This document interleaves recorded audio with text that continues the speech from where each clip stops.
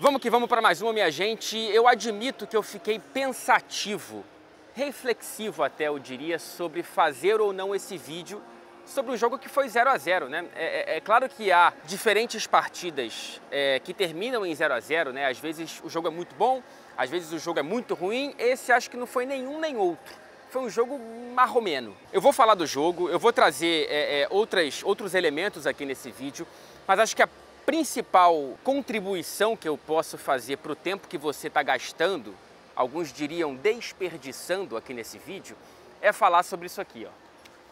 A muralha amarela, que não está amarela nesse momento, né? Ela fica amarela quando os torcedores a enchem. Cara, cerca de 25 mil torcedores. Essa é a capacidade da muralha amarela aqui no Signal Iduna Park.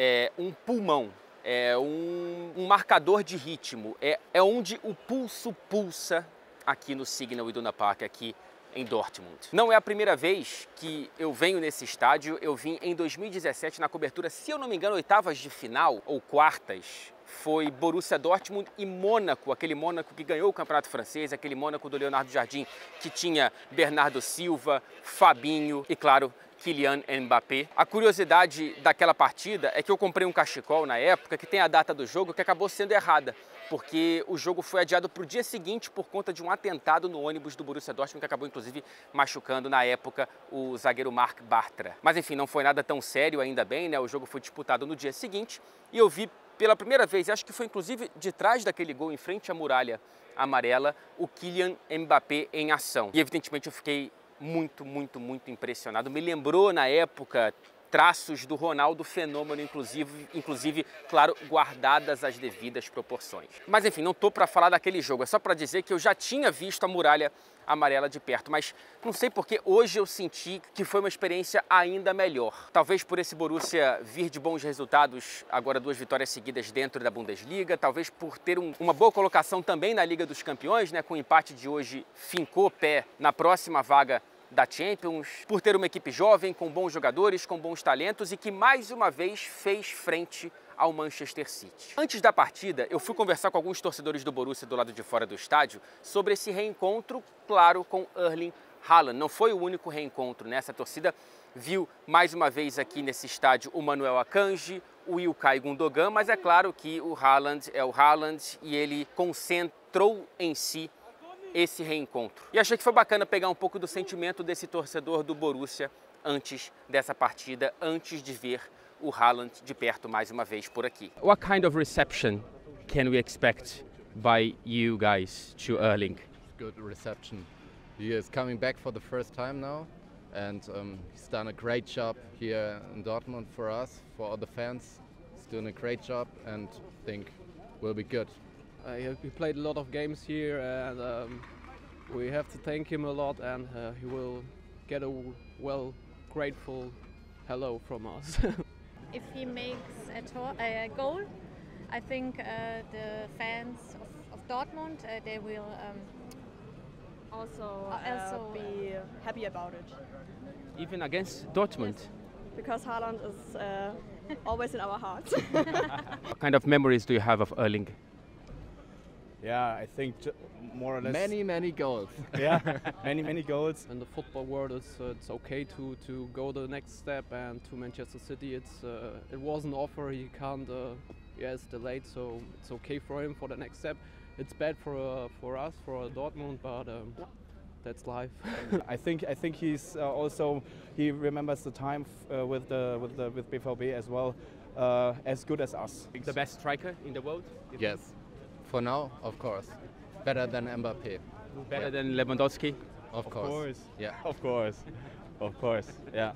Pois bem, acabou não sendo uma grande partida do Haaland, né? Ele, talvez muito por conta de um primeiro tempo deficiente do Manchester City e muito positivo do Borussia, evidentemente, não é só o City que jogou mal, é o Borussia que jogou bem. O Haaland acabou limitado a apenas 13 toques na bola, 7 passes, nenhuma finalização e saiu no intervalo. Depois da partida, em entrevista para mim, para a TNT Esporte Brasil, o Guardiola falou que tirou o Haaland principalmente por conta do atacante estar com febre. Então, o Haaland não era uma questão física, era uma questão mais de saúde mesmo, fisiológica, talvez, não sei. Se eu tô falando besteira, se eu tô usando o termo correto, mas enfim, foi por conta de um estado febril que o Haaland saiu no intervalo, foi principalmente por conta disso. O fato é que o City melhorou, mas no primeiro tempo eu quero voltar à boa atuação do Borussia, principalmente nas costas do João Cancelo, no lado esquerdo da defesa do Manchester City. O ADM infernizou esse espaço deixado entre Cancelo e Nathan Ake. Foram 4 chances que começaram ou terminaram por aquele lado, né? O próprio ADM teve a primeira, depois ele cruzou 2 bolas, a primeira para o Reina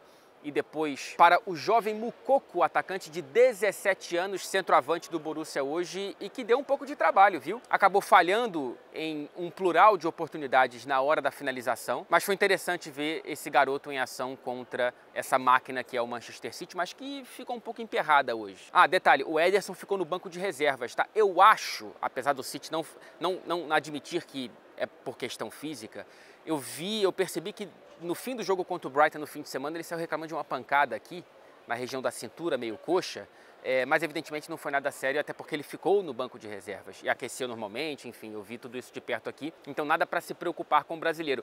O Ortega, que veio nessa temporada para o Manchester City, fez um bom jogo, tá? Especialmente com os pés, mas também com as mãos quando exigido. Acho que também cabem aqui merecidamente elogios ao Hummels, muito bem, principalmente no primeiro tempo na marcação em cima do Haaland, não deixou o Haaland respirar. Eu falei que o City melhorou no segundo tempo, né? Principalmente pela entrada do Bernardo Silva, que deu um pouco mais de dinâmica para o lado esquerdo do ataque do City. O Foden saiu daquela área que estava um pouco encaixotado e foi para uma posição um pouco mais central. E eles combinaram muito bem jogadas, foi por ali que o City criou mais e deu os primeiros sinais de ser o Manchester City nessa partida. O segundo tempo foi mais do City do que do Borussia. É claro que não dá para um time como o Borussia controlar o Manchester City o tempo inteiro. Deveria ter saído com a vantagem para o intervalo, merecia a vitória no primeiro tempo, mas no segundo sofreu um pouco e essa expressão que eu detesto, mas enfim, vou ter que usar, soube sofrer. Inclusive com um pênalti perdido por Riyad Mahrez, ele mesmo sofreu, pênalti feito pelo Emre Can, e é o segundo pênalti perdido seguido pelo Riyad Mahrez na Liga dos Campeões. Ele perdeu no 0 a 0 anterior do Manchester City, engraçado isso, ter 2 partidas seguidas na mesma competição em que o City empatou 0 a 0, o City do Guardiola. Enfim, o Mahrez bateu no lado direito do goleiro Kobel, goleiro suíço, que talvez a gente veja em ação contra o Brasil, já que o Sommer está machucado. Boa defesa do goleiro, mas é mais um motivo para o torcedor reclamar dessa temporada do Mahrez, né?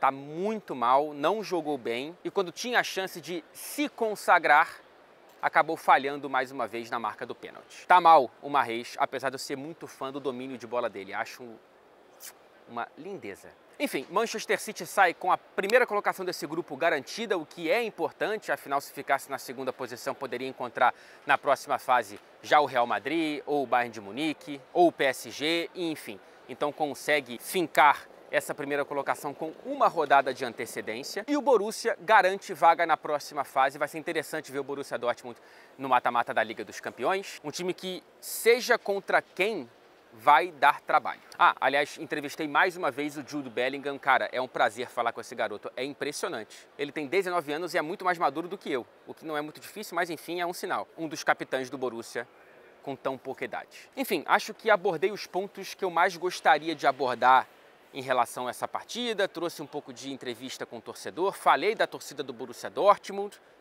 acho que é isso, né? E lembrando que daqui a pouquinho eu já embarco, né? Vou dormir, sei lá, pouquíssimo tempo e já embarco para Londres. Nesta quarta-feira eu cubro o Tottenham contra o Sporting. Spurs querendo confirmar vaga na próxima fase, que pode vir, inclusive, já com a liderança do grupo. Vamos ver, porque a fase, o momento do time do técnico Antônio Conte não é muito legal. Tô curioso e acredito que haverá vídeo aqui neste canal sobre essa partida também. Cara, se você chegou até aqui, primeiro, se você clicou num vídeo sobre um jogo 0 a 0, eu queria te agradecer de coração, viu? Quer dizer que você realmente abraçou esse canal com muito carinho. E se você chegou até o fim do vídeo, cara, sei lá, eu te devolvo o abraço, tá? Muito obrigado pela companhia e, como sempre, principalmente pela paciência. Até amanhã.